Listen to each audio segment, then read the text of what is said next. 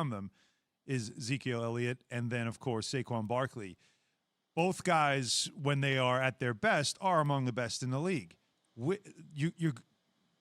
This is a league, though, that we're seeing is becoming more and more pass, and running backs seem to be recyclable, right? Not replaceable, but recyclable, right? So out of these two, which one, if you had to, as we're talking about buying future in different teams and different around the league, which one are you buying into most future-wise? Which one do you think will have the longer impact on his team? Dak Prescott. No, the running back. Oh, running back. Yeah.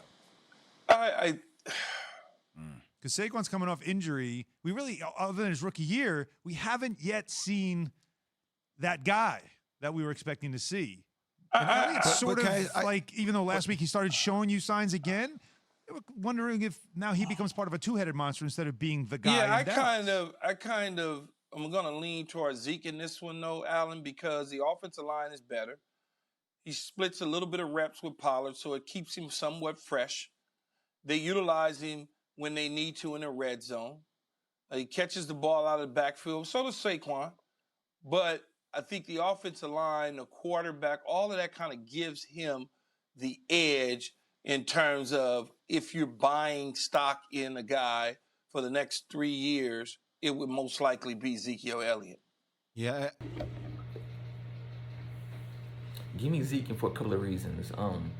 I got Zeke top 3 and Saquon top 5, but I know Saquon has another injury going on. So, and then on top of that, he plays for the Giants, so that's not looking too good, And then on top of that, Daniel Jones ain't looking like the right guy to replace Eli. So, whatever they got going on with the Giants, it's not looking good for Saquon. And people, as football fans, we hate to see a great player on a sorry team, but hopefully they can turn it around by the end of Saquon's rookie deal, because he's probably out of there if they don't contend. So, and on top of that, like I said, Daniel Jones ain't looking too good as of right now. But I got I think Saquon is more important to the Cowboys than Saquon is to the Giants. And I know people be like, I know y'all gonna be like, the Cowboys have Dak Prescott, CeeDee Lamb, and Amari Cooper. Okay, yeah, you're right, that's true. But I feel like if you take Zeke off the Cowboys, then Dak will just become too predictable, pass.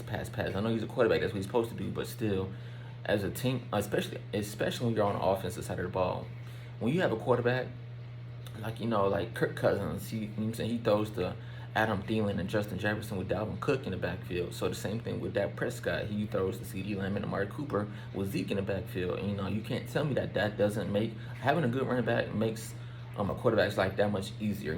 He can hand it off, play action, or just, under center. When you have a team like that, when you have a good running back and, and a couple of nice receiving threats, that makes a quarterback's life that much easier. And on top of that, if we want to be real about it, I think that Dak benefits from Zeke more than Zeke benefits from Dak. That makes sense. I know you probably can't compare. I know you probably can't compare a running back to a quarterback, but if we're going to be real about it, I feel like the Cowboys' success comes from Zeke just as much as it comes from Dak, and that's just the God honest truth if we're going to be real about it. So, that's my take on it.